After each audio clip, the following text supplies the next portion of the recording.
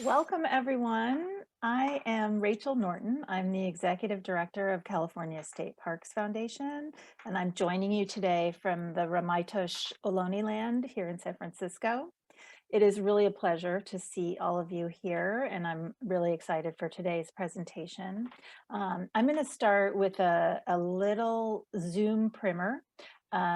So we're going to keep participants muted during the webinar, but we will be asking you to post questions in the chat and comments, respond to questions that we're posting. And if we're unable to get to a specific question that you have, we'll do our best to follow up after the webinar with you. So just a little bit of info on how to access the chat. In the bottom of your Zoom window, you see the little speech bubble that's circled there with the red circle. You just click that and a Zoom chat window pops up. You type your question and then hit your enter key and it will be posted. So please keep those comments and questions going, and you'll see our staff is posting some questions to respond to as well. So let's quickly go over the agenda for today. We're going to first hear a update on our wildfire resiliency and prevention grant round from our partnerships program manager, Haley Gonzalez. And then we're going to dive into our panel discussion. So each panelist will present for a few minutes and then we'll transition to discussion and of course leave some time for your questions at the end as well. So let's get started. When we planned this webinar back in February, we really hoped that it wouldn't be another drought year. And unfortunately, now it's early June, the Sierra snowpack is pretty much gone, and this does not bode well for our traditional fire season months of August, September, October. 2020 was already a pretty devastating year for fire in California state parks, and over 115,000 acres or 7% of state park lands burned in 2020 fires. They directly impacted 22 park units, and several park units experienced really significant damage while others were forced to close or evacuate the public. When we watched Big Basin, our oldest state park, burn, we at California State Parks Foundation knew that we needed to act. And so we asked you, our members and our donors, for help, and your response was incredible. And it speaks to how cherished these places are. So many of you stepped up with so much generosity, and for that, we and our partners at state parks are incredibly grateful. I want to particularly recognize Edison International, which gave a $100,000 matching gift to this fund and enabled us to extend our reach and our impact significantly, and we're very grateful to them as well. So I'm going to now invite our partnerships program manager, Haley Gonzalez, to give us some updates on the impact of the funds that we raised for wildfire recovery last year. And I see her. Hi, Haley. Hi. So we did this grant round in 2 phases. And do you want to start by telling us about phase 1? Yeah. So as Rachel mentioned, we created this Wildfire Resiliency and Prevention Fund in response to the wildfires last year. Phase 1 benefited 4 different organizations, and that is Friends of Santa Cruz, Stewards of the Coast and Redwoods, Big Basin Redwood State Park, and Ranger Foundation. With phase 1, we were able to give $50,000 to these organizations for immediate relief efforts. And you can see here on the screen what those funds went to, some of the things that the funds went to benefit. Right, and they were really quick turnaround funds. We didn't take any overhead out of those money. We just tried to get them out the door as quickly as possible. And you and your team did a great job with that. Okay, so then tell us about the second phase. So phase 2 was an open grant round. We were able to grant out $160,000 to 16 state parks and park partner organizations. You can see our list of grantees here on your screen. And with phase 2, our focus was to have outcomes in the following 4 areas. which were assessment, restoration, preparedness, and education. Great. Yeah, and I can see, you know, they're distributed really well around the state as well. So any particular projects that you want to highlight? Yeah, so we have two projects, two grantees that we're highlighting here. The first is Los Angeles Audubon Society, and their focus is on education. They have launched weekly online climate action workshops with high school students in their community. A lot of their programming is taking place at the Baldwin Hills Scenic Overlook State Park.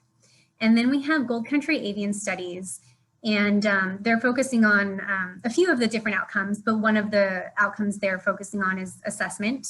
And they're currently assessing the effects that the wildfires have had on the hermit thrush population, which is a songbird, on their population at Big Basin.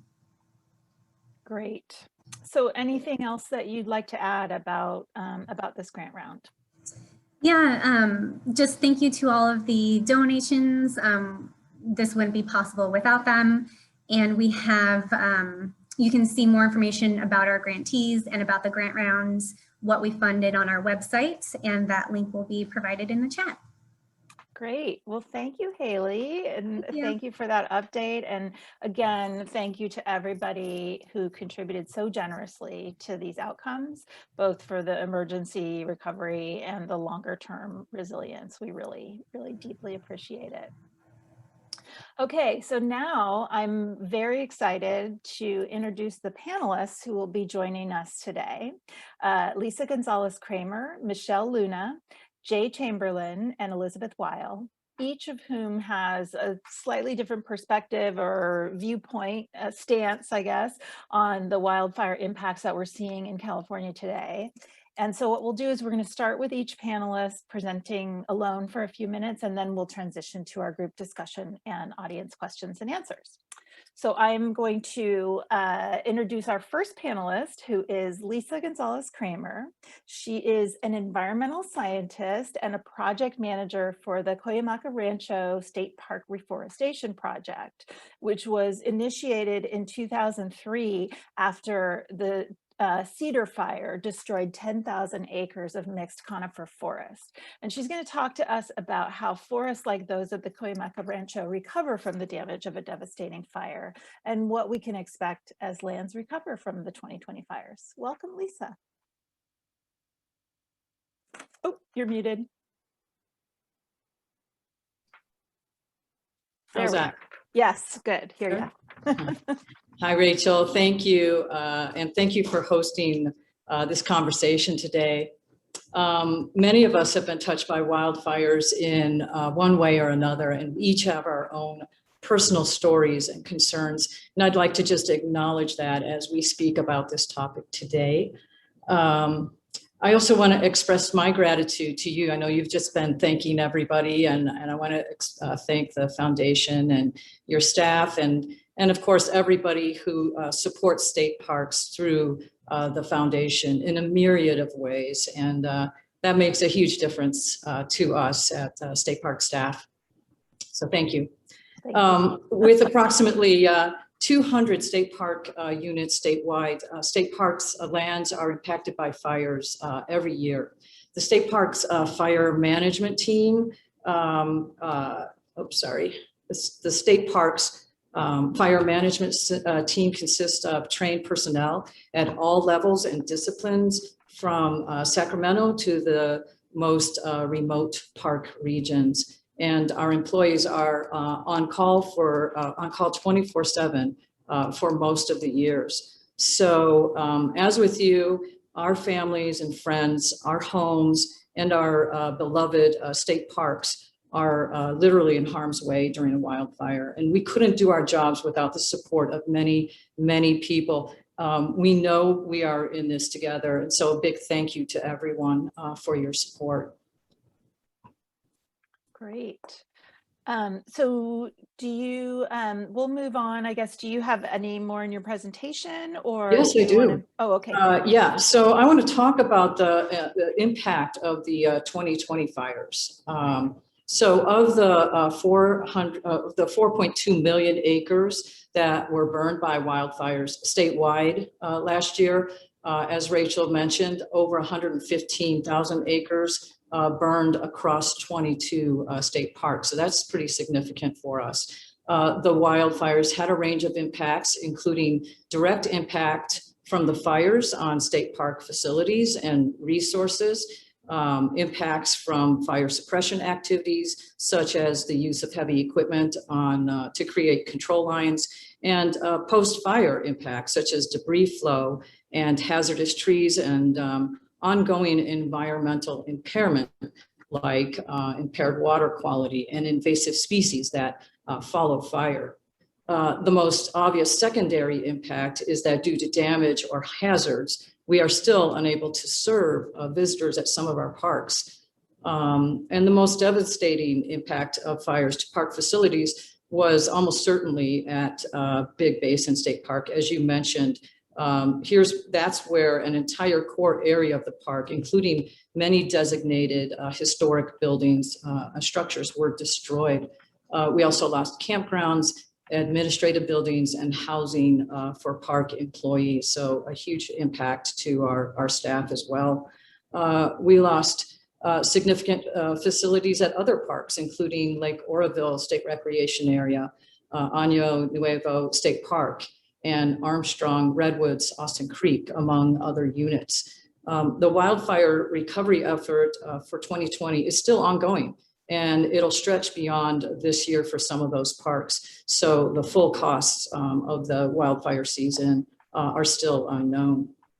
But regarding past fire damage, I want to talk about some of our past fire damage and the history of fires in parks. And these topics are fundamentally linked.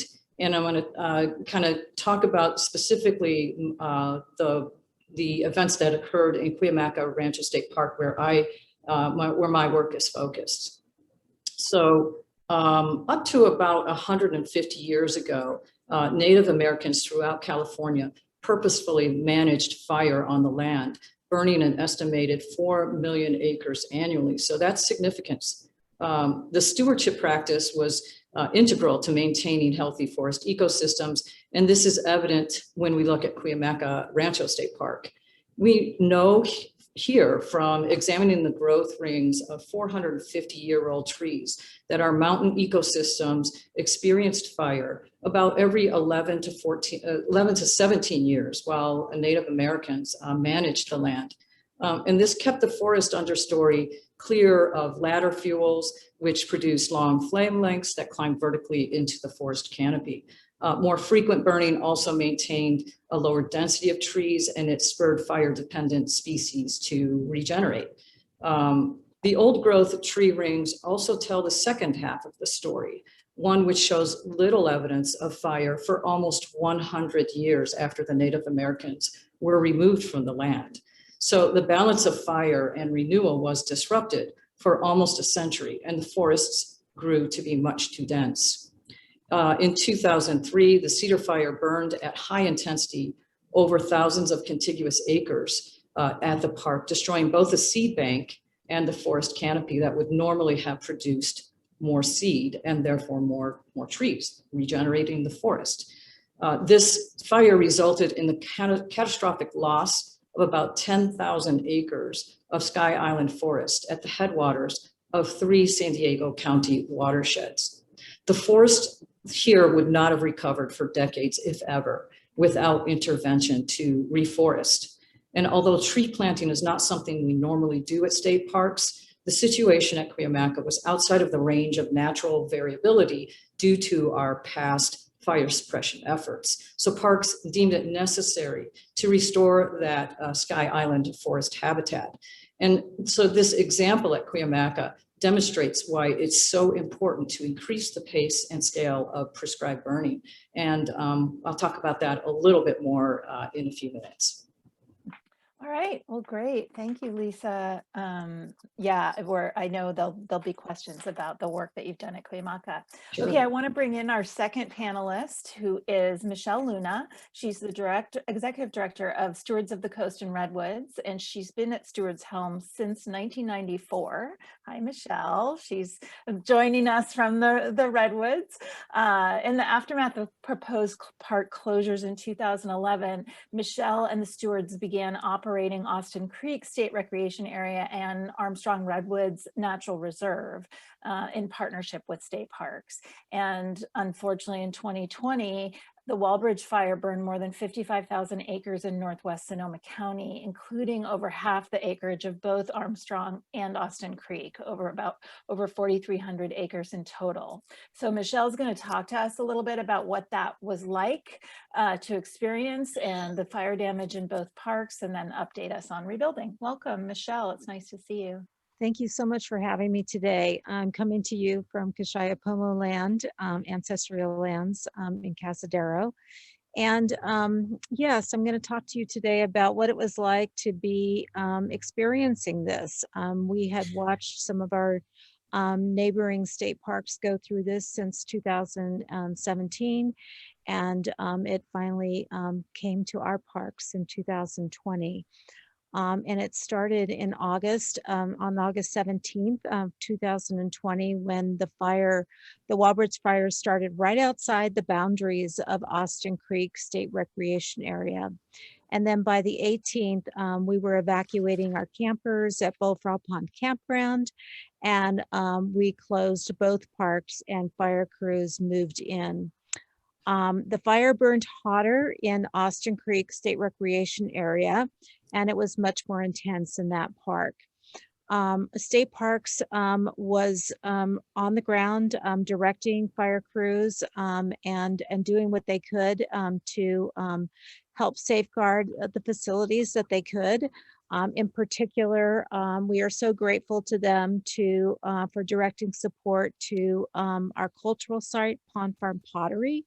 They were able to get a fire tender stationed at that cultural site so that it was saved. And we were so fortunate, we didn't have the devastation that Big Basin did. However, we did have residences that were affected. Not far from Pond Farm, we lost a state park employee's residence that burned to the ground, and some outbuildings at another residence up beyond Bullfrog Pond Campground. We had a lot of devastation in Bullfrog Campground itself. I noticed that you had a photo on one of your slides that showed our trailer that was burned. Also, there were some residents right outside the park boundaries that burned to the ground as well. Between August 20th and 28th, so during that week, the fire finally reached the Grove. Armstrong and Austin Creek are contiguous parks, and the fire made its way down into the old growth redwood grove of Armstrong Redwoods. But by the time it got down into Armstrong Redwoods, it burned low and slow, which was actually really a healthy fire for the park. It was more along the lines of a prescribed burn. So we were very fortunate again. And because of that, fire crews were able to save all the structures in Armstrong Redwoods, for which we were most grateful because our office is situated in Armstrong. And when we first came back in, where we're allowed back in after the fire, it was just striking how the fire came down to just right next to all the buildings in the park. So they did an amazing job saving structures in the park.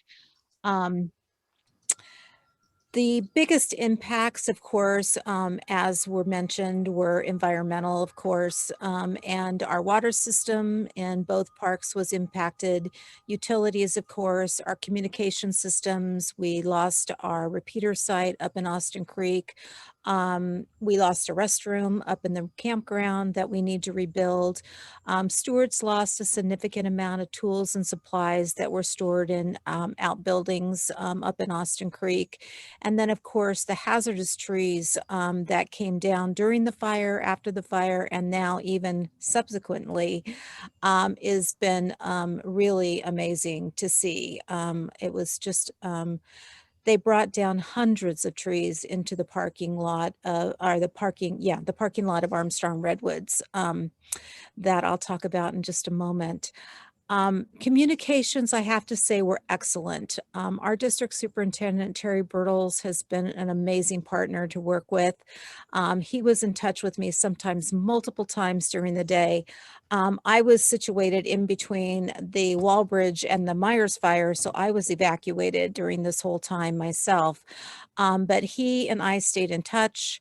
I was able to be a communication liaison to the media to help out in those ways when they weren't able to get in touch with park staff. So that was very helpful.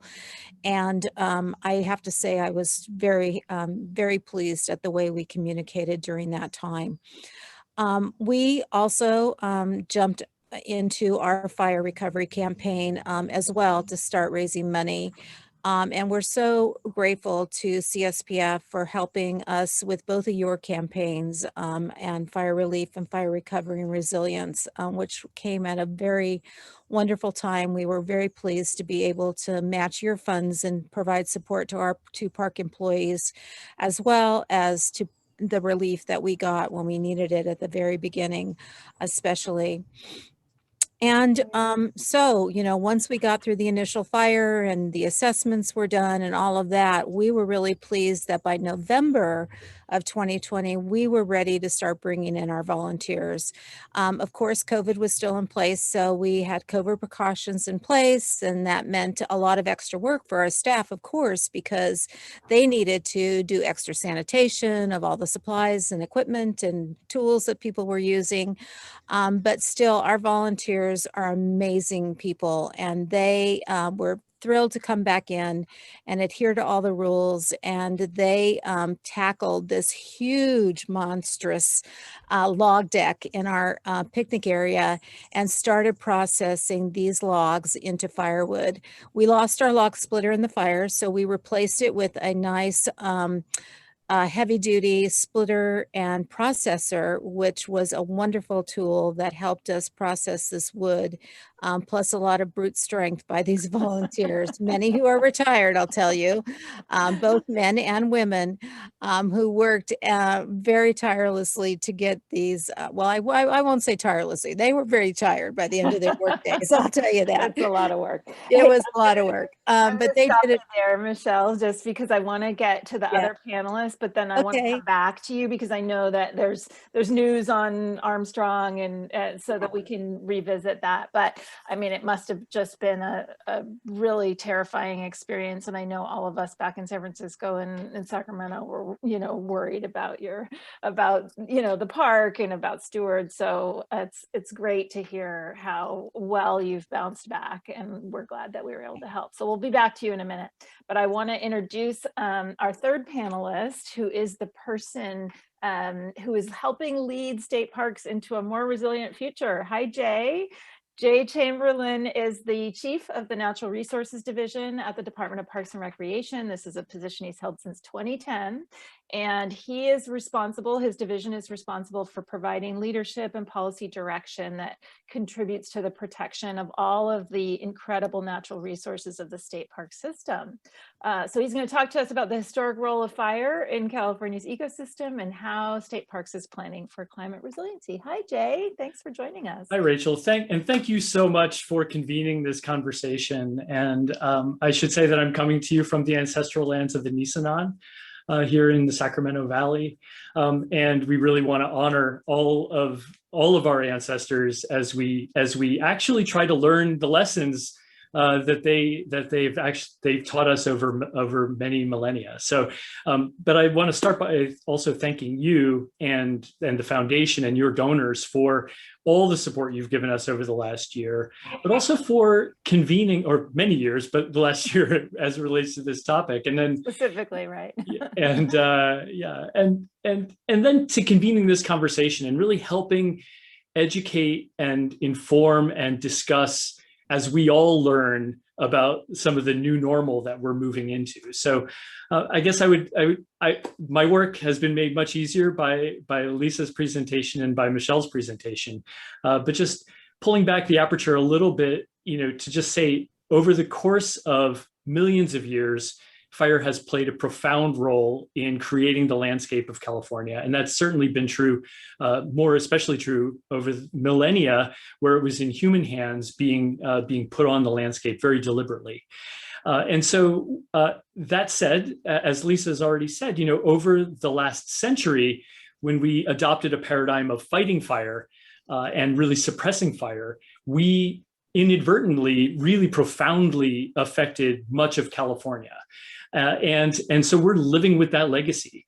And that legacy now has given us these large and extreme wildfire events that we've experienced in the past decades, especially. I mean, I think most folks know that 17 of the largest wildfires in California's history have happened since 2020, or since the year 2000, I should say. So just in recent past.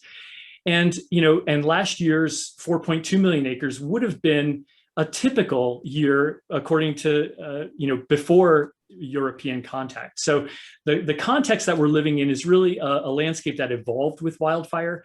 And we're moving, as our director has said recently, from a paradigm of fighting fire to embracing wildfire resilience.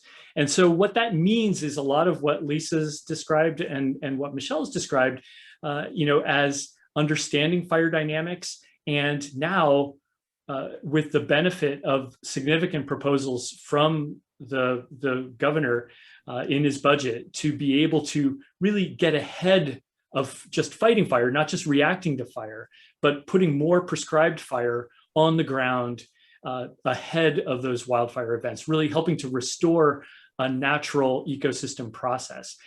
And the good news is that state parks, for almost 50 years, we've had a dedicated but very small cadre of folks who have really been some of the leaders in the state of developing the tools of prescribed fire and understanding fire dynamics, fire ecology, as well as the regulatory structure and the sensitivities of our neighbors and communities in really working to get wildfire or prescribed fire on the landscape.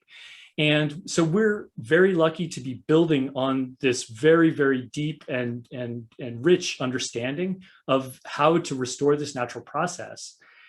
And then with the governor's budget proposal, which is still just a proposal, there is a significant investment in increasing the pace and scale of prescribed fire and other fuel treatments across the state. And state parks plays a small but really significant role within that broader context. And it's a multifaceted role. Certainly getting those natural processes back on the landscape, which often, by the way, requires pre-treatment before we actually apply fire, because we have so many years of understory growth. But beyond that, also being an ambassador or a touch point for the public to better understand the role of fire in these systems and what it means to live with fire. I think going forward, there's no doubt that as we experience more of the impacts of climate change, most of the research suggests that we're on a trajectory of increasing fire risk, as we're seeing with this year, with the longer fire season and the drier conditions.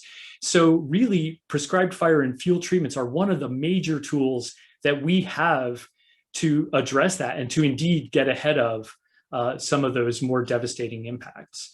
And so in addition to the budget proposal, the governor had a task force that prepared a wildfire and forest resilience action plan, which is a really impressive document and represents the work of the whole apparatus of state government that can really be brought to bear. But importantly, it's not just a government function. I mean, every community really has a role to play in understanding the range of options available to them and learning more about what they can do at the community level and also at the individual level to prepare for a future which we know will have much more fire. But one other anecdote, I'm really grateful to Michelle for sharing some of the beneficial effects that she observed in Armstrong Redwoods. And I would just say, of the 22 fires that we had in state parks last year, the 115,000 plus acres, many of those, some of those were very certainly very devastating. And we use that term quite deliberately, but many of those were beneficial. And I'm thinking here about the 57,000 acres of Henry Coe State Park that burned, 65% of that park.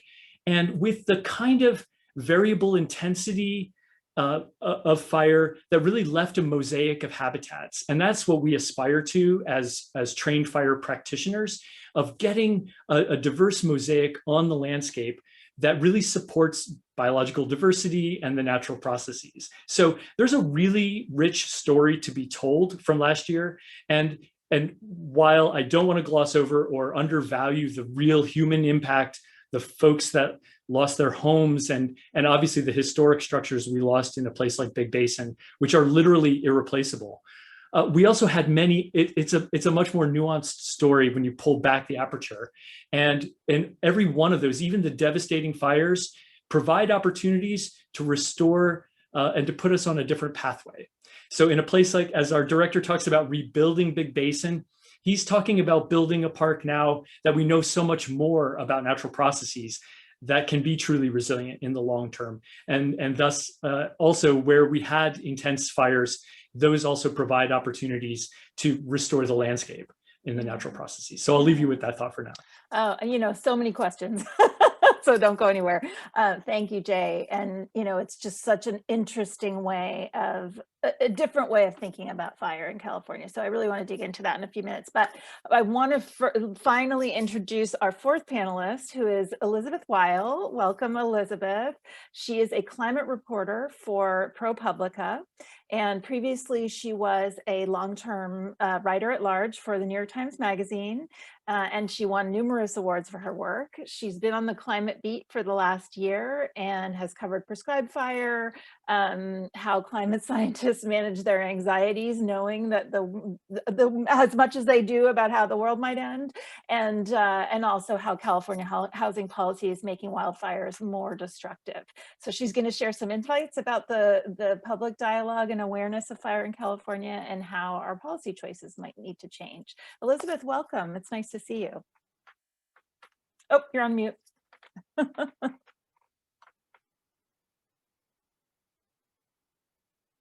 Are you okay? There we go. Okay. Thank you for inviting me. I feel like a lot of what I was going to talk about was covered, but I will say, as a journalist, I feel like what I have to offer, particularly new to this beat, is observing the world and overhearing people's conversations and being able to reflect that back. And just to follow on from Jay, one conversation that I heard a lot of last summer when I was just sort of following up with subjects was fire being good, and the language that the media was using to talk about fire sort of getting in the way of the message. Like, there were a lot of extremely experienced fire scientists who were talking to me about how positive the August complex fire in particular was. There were a lot of people who felt that the way that burned and the variation in intensity, that there was a lot of good there. And the language in newspaper reporting and a lot of other reporting saying however many acres were destroyed, that term in particular was something that they really were hoping to make progress on. Mm-hmm. That and the images that often accompany wildfire stories, which understandably from a media perspective are dramatic and intense and devastating, but they're often, at the far edge of what's happening. They're the dramatic photos. And so we all don't see all of the other spots where fire is really positive. Mm-hmm. So with that, I will say that it seems to me that this is the year that the general public stopped pretending that any of this was anomalous. And I feel like in my world, at least, and people I've talked to, it was like as soon as masks started coming off from COVID, the conversations about what's wildfire season going to bring and all of that anxiety started bumping back up. You know, that orange day, I live in San Francisco, here in San Francisco, like seriously gave a lot of people PTSD. Like people are afraid of what this year is going to bring and the future should they stay here. So obviously there's a lot that's not great about that, but I feel like it's also pushed us into having a conversation that is beneficial. You know, we've accepted and now we're moving into the bargaining phase of what exactly is that going to look like? What are we going to do with the proposed budget, assuming it comes through? Just, I feel like there are all these small roads to then start sorting things out. Like with prescribed fire, how do we get all the things in place to burn enough? You know, how do we get the insurance regime in place? What does CARB need to do so that we could possibly burn enough? Then there are lots of public health questions inside of that too. Like what are the health impacts from the smoke from a prescribed fire versus a wildfire? If we're going to go and thin our forest, are we going to burn that biomass? Where are we going to burn that biomass? So it just, to me, it feels like it goes on and on and on. You know, CAL FIRE has been very complicated in the state and their policies. And so, you know, what's going to happen there? What's going to happen with insurance? Housing policy has been mentioned, but a lot of California lives in the WUI, in the wildland urban interface. And are we going to change policy around that? Are we going to let things take their course? Can we get far enough with defensible space and building regulations? And in each of those feels like these Russian dolls, like, do we retrofit? Where does the money come from? On a positive note, I heard a lot of talk, a lot of frustration last year about all the money coming on the firefighting side and not on the prevention side. And that conversation has really progressed in a good way. And I think that enables a lot of positive things to happen for communities to come together to protect themselves. You know, one homeowner protecting a home is great, but if the neighbor is not also protecting their home, you can only get so far. Among the funniest conversations I had last year were a lot of fire scientists telling me about what their neighbors' gutters looked like and what their neighbors' landscaping looked like, and how do we move forward from that. So I won't go on and on. I will say that underneath all this are a lot of climate justice issues, which are really coming up with much more frequency in a good way. And those two are complicated. I mean, one area in particular is with these public safety power shutoffs that more Californians who can afford it are investing in solar plus storage, so that if the power gets shut off, they will have electricity for everything people use electricity for, including running medical devices. But of course, that takes a certain level of affluence to get there. So what happens to Californians who don't have that privilege? And what do the emergency centers look like? Are they even emergency centers if we need to use them regularly for a long time? So I will end there, but I do think it seems like there's really a lot of possibility this year in climate in general, but I feel like what's happening with fire in particular is really following that. There's more money, there's more knowledge, there's more willingness to accept the problem and start addressing it, all of which is really positive. Wow, that's a hopeful perspective. That's good. And it does seem like you made this transition to this beat like at the most interesting time. So Your instincts are excellent. All right, I want to bring back in the whole panel. Lisa J, Michelle, nice to see you all back. And there's been a lot of questions in the chat, and I know we're going to run out of time, so we should have used more. We should have gotten more time for this. But let me start with Lisa and Michelle, our folks in the field, working on the ground in parks. What are you doing to prepare for this upcoming fire season? I mean, to Liz's point, that now it's a season. It's something we expect every year versus what we didn't maybe in past years.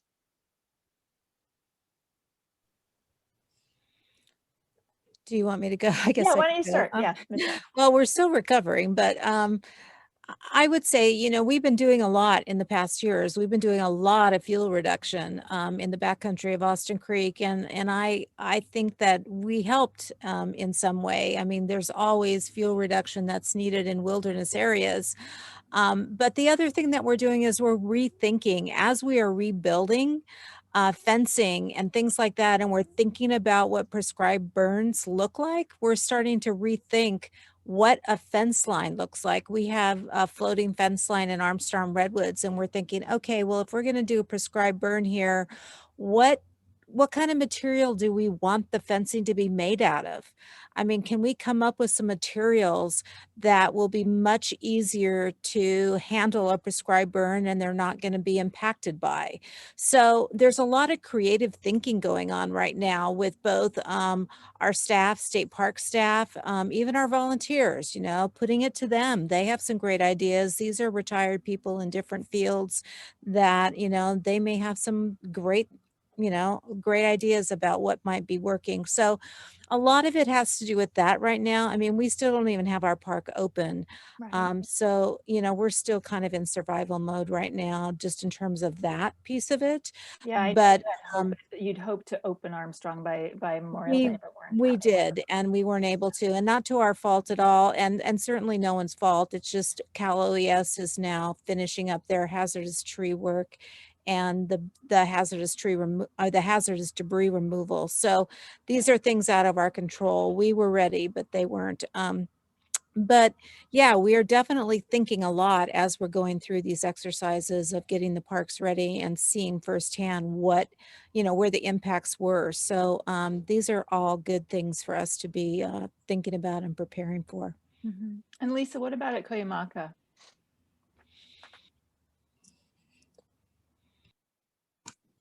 Sorry, can you hear me now? Yep. Uh-huh. I'm so used to being muted. Yeah, so I just also, before I start, wanted to acknowledge that I'm here in the Colorado Desert District, which are the ancestral lands of the Kumeyaay, Luiseño, and Cahuilla peoples. So yeah, I wanted to thank you for this question, Rachel, because it gives me the opportunity to assure our listeners that preparation for the 2021 wildfire season began years ago. And what I mean by that is that at state parks, wildfire preparedness is ongoing. So each year we build upon decades of successful natural resource project and program implementations. We're always looking at where can we reduce fuels in the understory of different areas, depending on what's been done in the past and where we need to go in the future in alignment with our partners on the boundaries of our park. So this is an ongoing conversation. And one thing that people don't often think about when they think about ecosystems, especially forest ecosystems, is that forests, they grow exponentially every moment. They're living and breathing and putting on biomass exponentially every moment. And in fire management terms, this means a constantly increasing fuel load across the landscape and around our park facilities. So there's always a long list of more things we could be doing to increase our wildfire resiliency. And the influx of funding from the current proposed 2021 state budget would support our expansion of fuels reduction project, prescribed burning, forest pest management, and facility ignition programs, prevention programs. And all of that helps us improve our wildfire preparedness and resiliency of state park land.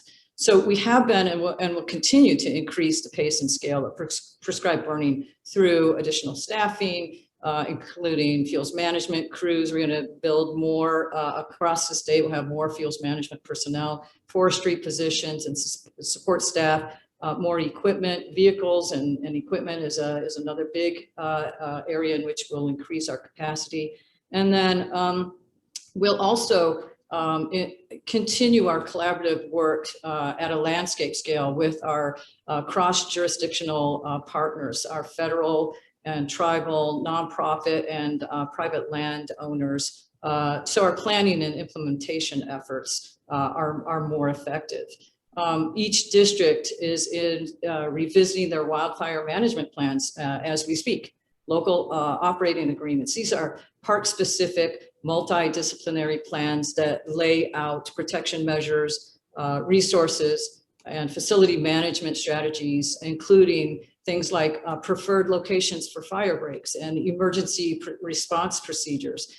We also meet with and strengthen partnerships with our local CAL FIRE units and other fire response agencies so that when an incident does occur, we have established working agreements and relationships. And so the Colorado Desert District staff met with our interagency cooperators just last week. And also last week, State Parks Fire Management team had 140 people attend the basic firefighter refresher training course. It's an online portion, and then it also had a field exercise requirement for recertification. And we continue to train staff at all levels to increase their fire management qualifications. So state park staff have already been responding to wildfires this season. In May, the Colorado Desert District staff responded to a 5,100 acre wildfire that had a rapid increase in size overnight due to 60-mile-an-hour winds. And that fire partially burned on land in Anza Borrego Desert State Park. We assisted that operation with an engine crew and served as agency reps and natural and cultural resource advisors both during and after the fire.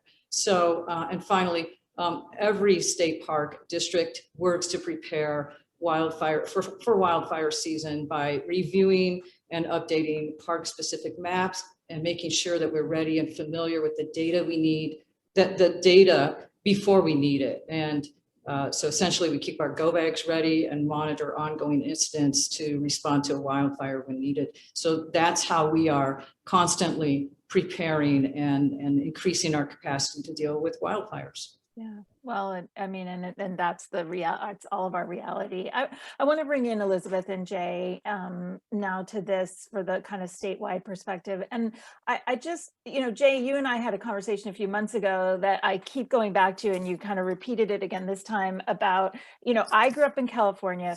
Fire was bad. Fire was very, very bad always. And, and I know you mentioned like that the fire suppression efforts in parks and other places really now we're living with the legacy of that. And I wonder, I mean, I guess I have two questions. One for Jay, which is what is the balance between climate change and this legacy of forest management that maybe has led to more destructive wildfires? I know it's a big question. And then to Elizabeth, like, are we seeing this attitude change throughout California, that Californians now are saying, oh, well, there can be good fire and bad fire, like the rank and file public? Are we seeing people kind of understanding that fire does have a role in the ecosystem? So Jay, why don't you start, and then we'll let Elizabeth finish. So it's a great question. And, I think there's, the science is still, we'll know more in a number of years, but I think, most of what I've read suggests that most of what we're experiencing now is really that legacy of fire suppression. And that said, as we project ourselves into a future where the climate signals are going to be much more profound and much more a driver of our future conditions, we're anticipating that to become a larger signal. But I mean, one of the best papers I've seen in the West attributed already about half of the fire that we're experiencing to climate change. So, and I think, it's kind of hard in some respects to kind of parse this out, but keep in mind that the climate factors include the longer fire season that we're experiencing, the hotter and drier conditions that are reducing vegetation moisture this year to some of the lower levels that we've experienced, but also the secondary factors like pests and pathogens that are killing hundreds almost of millions of trees right now. I think we're at 165 million dead trees in the Southern Sierra alone. So it's sometimes a little bit, a little bit of parsing that happens, but the climate signal is definitely showing up, and it's going to be more pronounced going forward. So I'll hand it over to Elizabeth.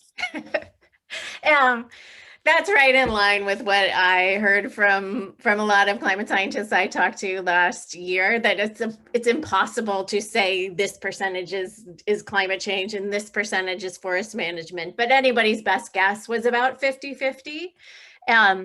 People are terrified about this fire season with how dry it is right now. There's really a lot of fear. With the public, I mean, who knows? It's not that I'm out there talking to every Californian, but my sense is that Californians now know that we need prescribed fire. We need to manage our forests in a more nuanced way, that fire is not just bad.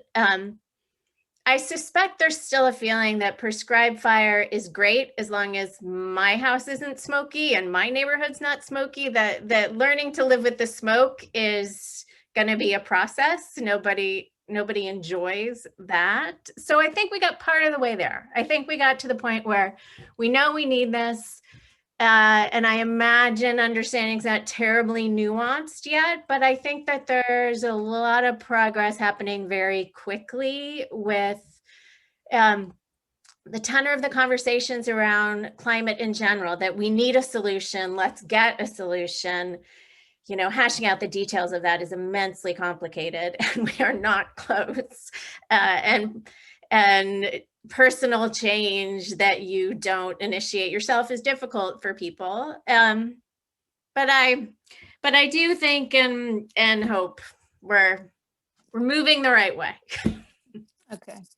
Well, so I want to get to some of the questions from the audience, and there are two questions about sort of forest management specifically, but also dealing with undergrowth in forests. And probably Jay and Lisa, you're the most qualified to answer this right now. But the first question is, aren't ongoing drought conditions and accumulated undergrowth going to present some significant impediments to safe prescribed burns?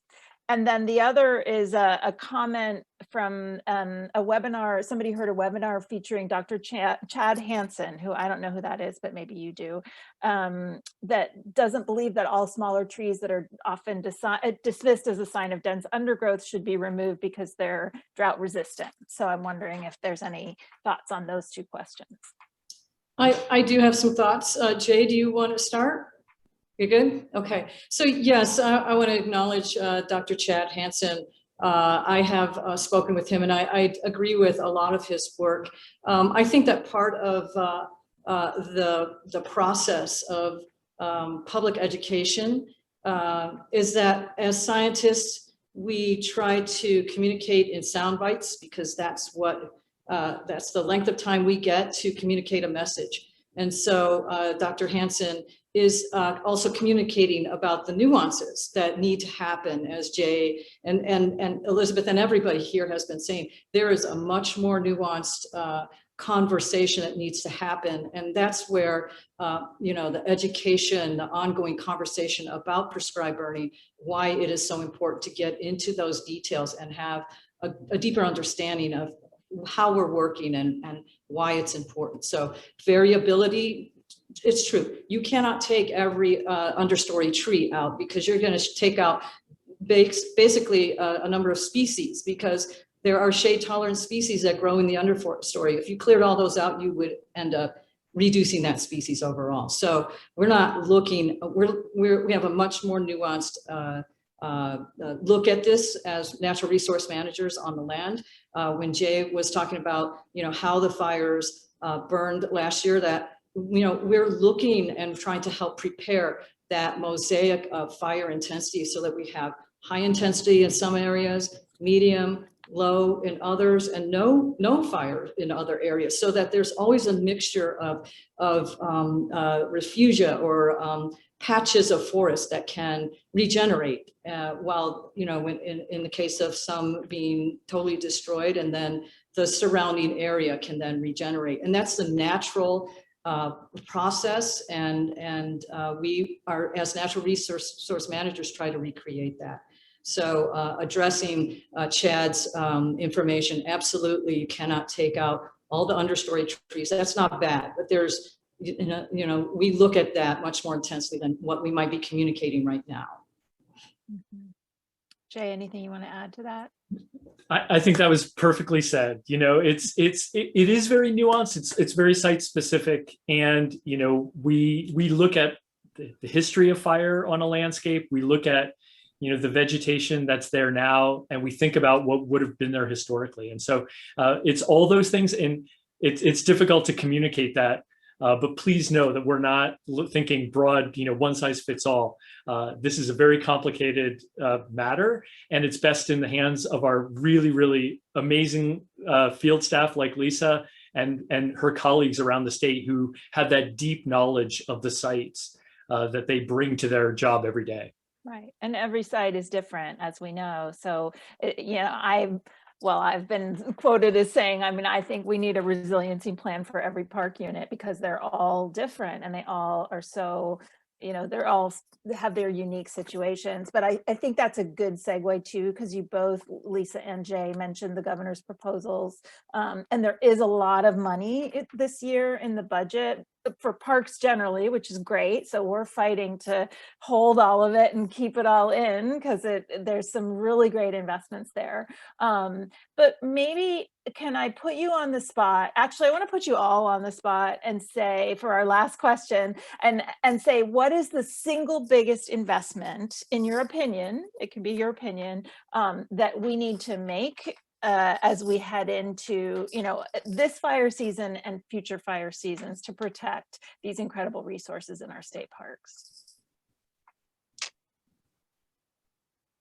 Who wants to go? We'll let the civil servants think about their answers, because they're always very careful about this.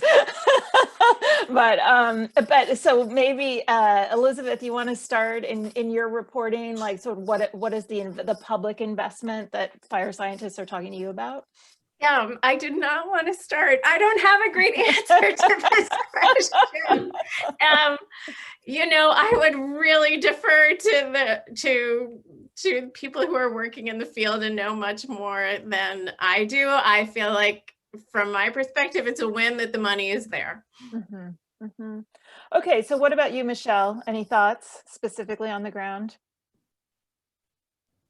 Oh gosh, I'm also not sure what to say about that. I'm thinking more about some of the other initiatives like access and getting, I'm just so excited about the Library for Access program and getting the fourth graders in the parks and all of those things. We're so disappointed that we've gone through a whole season without getting kids in our parks again. Those are the things that kids need it. Kids have had a rough year. Yeah, so those are the things that I'm really excited about that are in the budget right now. As far as we definitely need the funding for fire resilience, and we're looking at all of that as well. But in particular, we just want to get our park open again. Yeah.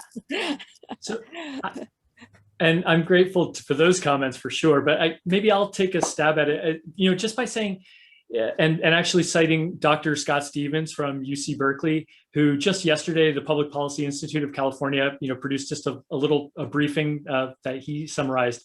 And he pointed to Australia, which has created, we've all read the devastating fires that folks in Australia have lived through, and how they have really created a culture of community preparation, really sort of everyone embracing their own role and understanding, I think our park staff do an amazing job, and would that every community member understood their role and how to go bag, but also was very educated about the dynamics of their local environment. I think, so I'll take that one out of Dr. Stevens' comments, because I think it really hit home for me. That the more awareness we can build, and I would say the Forest Management Task Force report does spend a good bit of time.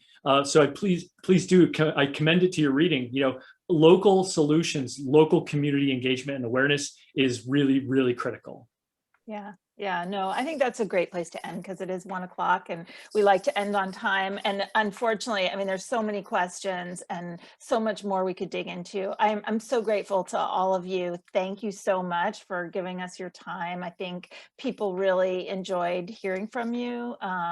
So we'll try to follow up to the members of the audience. If you ask specific questions, we'll try to follow up with you directly. And I just want to thank everybody for coming and encourage you to sign up for our e-news if you want additional updates on how the upcoming season is affecting parks and what you can do.